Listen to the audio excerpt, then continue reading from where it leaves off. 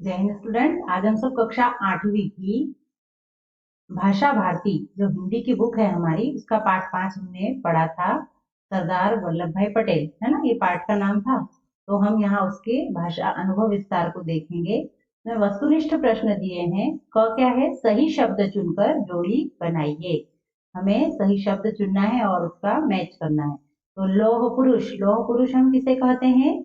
लौह पुरुष के नाम से कौन जाना जाता है? सरदार पटेल। महात्मा के नाम से कौन जाना जाता है? गांधी जी। तो हम यहाँ महात्मा को गांधी से जोड़ देंगे। अब देश बंधु, देश बंधु कौन है? चित्तरंजन दास। उन्हें क्या कहा जाता है? देश बंधु। और लोकमान्य किसे कहते हैं? लोकमान्य बाल गंगाधर तिलक को। ये जो इधर दिए हैं ये उनके उपनाम है ना। इस नाम से इन्हें जाना जाता है। यदि हम कहेंगे लौह पुरुष तो हमारे सामने किसकी तस्वीर आ जाएगी? सरदार वल्लभ भाई पटेल की। यदि जैसे ही हमने कह दिया महात्मा तो किनकी? गांधी जी की। देश बंधु कहेंगे तो हम किसका समझेंगे? चित्तरंजन दास। और लोकमान्य कहेंगे तो कौन? बाल गंगाधर तिलक। ठीक है। इसके आगे दिया है दिए गए विकल्पों में से सही शब्द चुनकर रिक्त स्थानों की पूर्ति कीजिए। यहाँ आपको रिक्त स्थान दिए हैं। सरदार पटेल को कहा जाता है, क्या कहा जाता है सरदार पटेल को? शलाका पुरुष या लौह पुरुष? तो क्या कहते हैं हम? लौह पुरुष। तो यहाँ हम लिख देंगे लौह पुरुष। आपको यह वीडियो देखकर पहले तो अपनी बुक फिल करना है ना। इस वीडियो से अपनी बुक फिल करना है और फिर आप उस बुक के सहारे आप अपनी फेयर कॉपी कंप्लीट करेंगे। आपको पीडीएफ नहीं भेजी जाएगी, आपको वीडियो देखकर ही बुक कंप्लीट करें पहले और फिर कॉपी में लिखें। दूसरा है सरदार पटेल के बचपन से ही प्रकट होने लगे थे। क्या होने लगे थे? प्रमुख गुण या आगत गुण?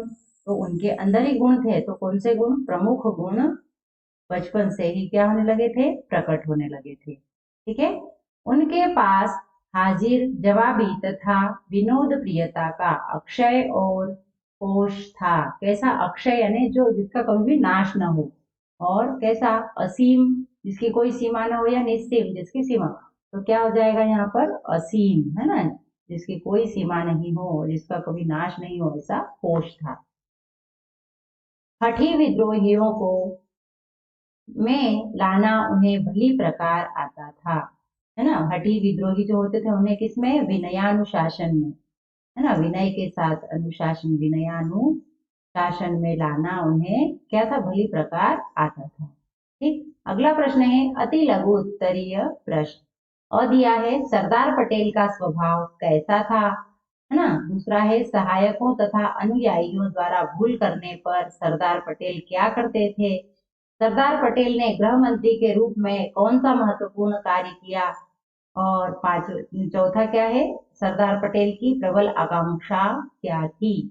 और छठा है पटेल को सरदार की उपाधि कैसे मिली? सॉरी, कितने? 5 है ये। 1 2 3 4 और ये 5। 5 प्रश्नों के उत्तर आपको यहाँ नीचे दिए हैं, है ना।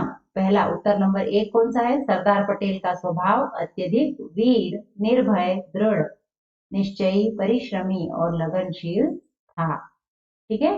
अब दूसरा, अपने सहायकों तथा अनुयायियों द्वारा भूल करने पर सरदार पटेल उन पर कृपा ही करते थे। वे उनकी देखभाल और चिंता पिता के समान करते थे। यह 2 के है, आपको एक ही लिखना है।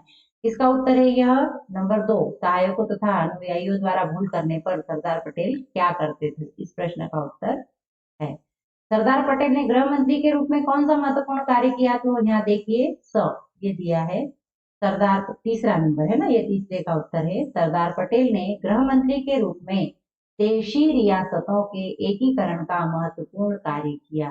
क्या किया उन्होंने? देशी रियासतों का एकीकरण किया, इकट्ठा किया सबको। यह महत्वपूर्ण कार्य उन्होंने किया। जो चौथा प्रश्न है उस है ना, वो क्या है? सरदार पटेल की प्रबल आकांक्षा क्या थी? तो इसका उत्तर यह रहा, चौथे का उत्तर। सरदार पटेल की यह प्रबल आकांक्षा थी कि भारत अपनी स्वतंत्रता की रक्षा करने में सबल और सुयोग्य बन जाए।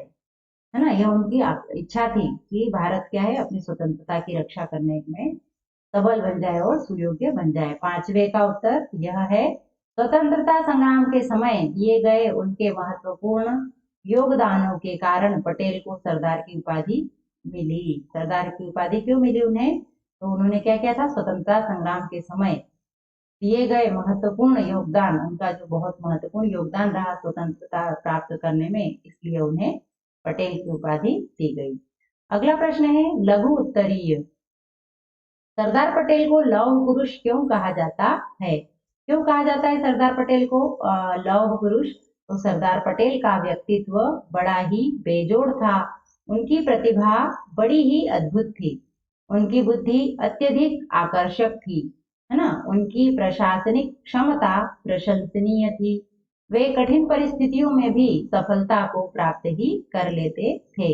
यही नहीं, उनका स्वभाव भी बड़ा अद्भुत था। वे वीर, निर्भय, दृढ़ निश्चयी, मेहनती और उत्साही थे। इन्हीं विशेषताओं के कारण सरदार पटेल को क्या कहा जाता था? लौह पुरुष कहा जाता था। आपको यह लिखना है अपनी कॉपी में पूरा उत्तर। फिर दूसरा दिया है सरदार पटेल का अपने अनुयायियों के साथ व्यवहार कैसा था? सरदार पटेल कैसा व्यवहार करते थे अपने अनुयायियों के साथ? तो सरदार पटेल का व्यवहार अपने अनुयायियों के प्रति बड़ा ही सरस और उदार था। कैसा व्यवहार था? बहुत ही सरल और उदार। वे उनके द्वारा कोई गलत कदम उठाए जाने पर भी उन्हें माफ कर देते थे। हम क्या होता है, यदि कोई हमारे साथ गलत व्यवहार करता है तो हम उसे माफ नहीं करते हैं, लेकिन सरदार पटेल क्या करते थे, यदि कोई गलती भी हो जाती थी तो उन्हें आसानी से माफ कर देते, उन्हें प्रेम पूर्वक समझाते थे। उन पर वे अपनी कृपा हमेशा किया करते थे। इसलिए उनकी देखभाल और चिंता वैसे ही करते थे जैसे एक पिता अपनी संतान के प्रति किया करता है ना। वे क्या करते थे, अपने अनुयायियों की हमेशा चिंता करते थे। जैसे एक पिता अपने पुत्र की या पुत्री की चिंता करता है, उसी प्रकार वह अपने अनुयायियों की चिंता किया करते थे। अगला प्रश्न है सरदार पटेल किस गुण के कारण अपने विरोधियों को पछाड़ दिया करते थे? उनमें कैसा ऐसा गुण था, क्या ऐसा गुण था जिसके कारण वो अपने विरोधियों को भी पीछे छोड़ देते थे? सरदार पटेल को जिस युद्ध का सेनापति बनाया जाता, उसमें उनकी ही आज्ञा अंतिम होती थी। उसके दांव पेच को भी अच्छी तरह जान लेते थे। इससे युद्ध की कला दिखलाते हुए अंतिम चोट करने में सफल हो जाते थे। वे क्या करते थे, पहले जो विरोधी पक्ष होता था उसके सारे दाव पेच को अच्छे से समझते थे और फिर उस पर अंतिम चोट करते थे। वो उनकी यह भी बहुत बड़ी विशेषता थी कि वे अपने विरोधी व्यक्तियों अथवा अन्य राजनीतिक दलों की कमजोरियों को अच्छी तरह से जानते थे। उन कमजोरियों को अपने दिल दिमाग में अच्छी तरह से बैठा लेते थे। फिर उसके द्वारा वे अपने विरोधियों को पछाड़ दिया करते थे। हाँ, यह पूरे प्रश्न, यह जो प्रश्न है हमारा, सरदार पटेल किस गुण के कारण अपने विरोधियों को पछाड़ दिया करते थे, इसका पूरा उत्तर आपको यह लिखना है। अब अगला अगला प्रश्न है चौथा, सरदार पटेल हठी विद्रोहियों को कैसे विनयानुशासन में लाते थे? तो उत्तर क्या आएगा, सरदार पटेल ने कभी भी शक्तिशाली बनने की बात नहीं सोची। वे तो शक्ति को हथियार कर उसका नियंत्रण करते थे, फिर उसका संचालन किया करते थे। अपने हाथ में लिया हुआ काम जब तक पूरा नहीं हो जाता था, तब तक वे अपने आप को छिपाए रखते थे, है ना। वो क्या करते थे, कभी भी सामने नहीं आते थे, सबके पीछे रहकर सारे कार्य किया करते थे। इस प्रकार के युद्ध कौशल दिखलाते हुए अपने हठी विद्रोहियों की कमजोरियों पर अंतिम चोट कर उन्हें विनयानुशासन में लाते थे, है ना। ये सरदार पटेल हठी विद्रोहियों को कैसे विनयानुशासन में लाते थे, इसका उत्तर है। आगे दिया है भाषा की बात। इसमें दिया है बोलिए और लिखिए। यह आपको बोल बोलकर अपनी कॉपी में लिखना है। व्यक्तिगत, क्या बोलेंगे इसे, व्यक्तिगत। ये क्या है, यद्यपि, यद्यपि, परिलक्षित, परिलक्षित, है ना। और तत्कालीन, सार्वजनिक, प्रशासनिक, उल्लेखनीय। एक बार फिर से पढ़ेंगे हम, आप भी मेरे पीछे दोहराएंगे। व्यक्तिगत, यद्यपि, परिलक्षित, तत्कालीन, सार्वजनिक, प्रशासनिक, उल्लेखनीय, कृपालु और विनोद प्रियता। ठीक है, यह आपको कॉपी में लिखना है। दूसरा प्रश्न है सही वर्तनी वाले शब्दों पर बोला लगाइए।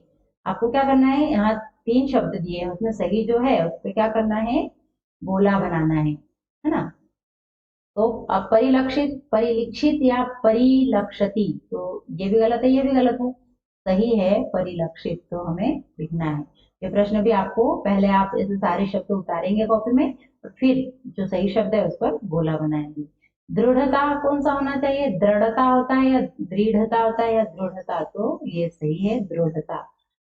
ईर्ष्या, ईर्ष्या या ईर्ष्या, है ना, ये बड़ी ई है और ये क्या है? छोटी ई है। तो ईर्ष्या कौन सा सही है? बड़ी ई वाला ईर्ष्या। व्यक्तिगत, व्यक्तिगत और व्यक्तिगत, तो यह व्यक्तिगत पहला नंबर वाला करेक्ट है, इसलिए हमने इस पे सर्कल कर दिया। आवश्यकता, आवश्यकता, आवश्यकता, तो क्या हो जाएगा? आवश्यकता सही है। निश्चय, निश्चय और निश्चय, तो यह निश्चय छोटी ई वाला यह सही है। देखिए अब ध्यान दीजिए, घोड़ा दौड़ रहा है ना। अब इधर क्या दिया है? घोड़े दौड़ रहे हैं। यहाँ है और यहाँ क्या हो गया है के ऊपर अनुस्वार आ गया है हो गया है, ठीक है। लड़का खेल रहा है, लड़का है एक है इसलिए खेल रहा है लिखा है, लेकिन यहाँ बहुवचन बन गया, लड़के खेल रहे हैं, तो है का क्या हो गया? है हो गया।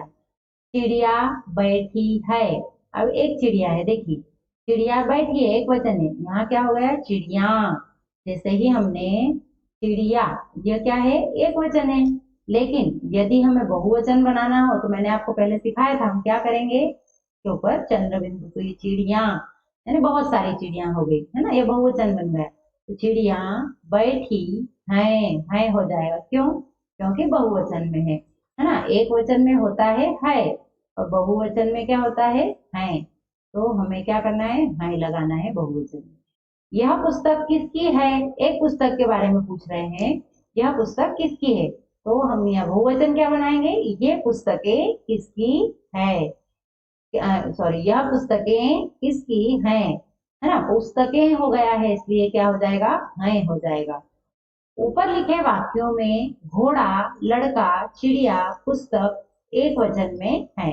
देखिए यहाँ दिया है घोड़ा, लड़का, चिड़िया और पुस्तक, ये क्या है? एक वचन में है। और घोड़े, लड़के, चिड़िया, पुस्तकें एक से अधिक, अनेक होने के कारण बहुवचन में है ना, एक से अधिक है इसलिए ये क्या है? ये सब बहुवचन में है। नीचे दिए गए बहु शब्दों के बहुवचन बनाइए। अब हमने ऊपर जैसे समझा है वैसे यहाँ पर हमें क्या करना है? बहुवचन बनाना है। यहाँ क्या दिया है? साथी, एक है, एक वचन का शब्द है साथी, तो इसका बहुवचन हम कैसे बनाएंगे? याद कीजिए, आपको कैसे बताया था मैंने? जब भी पीछे बड़ी ई होती है तो हम बहुवचन बनाते समय उसे क्या करते हैं? छोटी ई में बदल देते हैं, है ना। और फिर यूं साथियों, यहाँ पर अनुस्वार लगाना जरूरी है। ऐसे ही मित्र है तो मित्र का क्या हो जाएगा? मित्रों, केवल मित्रों नहीं लिखेंगे, ऊपर अनुस्वार। राज्य है तो क्या हो जाएगा बहुवचन इसका? राज्यों, है ना। और वर्ष का क्या हो जाएगा? वर्षों। और मनुष्य का क्या हो जाएगा? मनुष्यों। और सेनापति का क्या हो जाएगा? सेनापतियों। आपको बहुवचन बनाना आ गया होगा। अब ध्यान रखेंगे, जब भी बहुवचन बनाए हम क्या करेंगे? भारतीय का क्या हो गया? भारतीयों, है ना। एक बात हमें ध्यान रखना है, यदि एक वचन में यदि बड़ी ई की मात्रा है तो हम उसको बहुवचन बनाते समय छोटी ई करेंगे, और यदि हमें बहुवचन बनाना है तो हमें ओ की मात्रा लगाना है, तो हम क्या करेंगे? उसके ऊपर अनुस्वार जरूर लगाएंगे। अनुस्वार लगाने पर ही बहुवचन में वो समझा जाएगा। आगे दिया है, निम्नलिखित शब्दों में उनके सामने दर्शाए गए प्रत्यय लगाकर नए शब्द बनाइए। अब यहाँ मूल शब्द ये दिया है, ये सब क्या है? मूल शब्द है। इसमें क्या लगाना है? प्रत्यय। प्रत्यय कहाँ लगता है? प्रत्यय पीछे लगता है, शब्द के पीछे लगता है प्रत्यय, तो ये सब प्रत्यय है। तो अब साहस में ई, कौन सी ई है? बड़ी ई। तो साहस और ई अलग से नहीं, ये इसकी क्या लगाते हैं हम? बड़ी ई की मात्रा। तो क्या हो गया? साहस में हमने बड़ी ई लगा दी तो क्या बन गया? साहसी। क्या बना? साहसी। ऐसे ही कृति में त्व प्रत्यय जोड़ा तो क्या हुआ? कृतित्व। क्या हुआ? कृतित्व। ऐसे ही गुरु में त्व जोड़ा तो क्या हुआ? गुरुत्व। अनुकरण में ई जोड़ा, अब बड़ी ई आई है, देखिए यहाँ बड़ी ई मतलब बड़ी ई की मात्रा और य, तो अनुकरण में ईय जोड़ा, तो अनुकरण में अनुकरण और उसमें ईय, बड़ी ई की मात्रा और य, अनुकरणीय। यहाँ ऐसे ही स्वर्ग में ईय जोड़ा हमने, है ना, तो क्या हो गया, ध्यान रखेंगे, स्वर्गीय। क्या हुआ, स्वर्गीय। बड़ी ई है इसलिए हमें बड़ी ई की मात्रा लगाना है। अब बच्चा और पन, तो क्या हो गया, बचपन। बच्चा और पन में जो जोड़ा हमने, तो क्या हो गया, बचपन या बच्चापन। ठीक है, आपको यह सब अपनी बुक में फिल करना है वीडियो देखकर, और फिर बुक के आधार पर आप अपनी कॉपी कंप्लीट करेंगे। कॉपी आप अच्छे सुंदर अक्षरों में कंप्लीट रखें।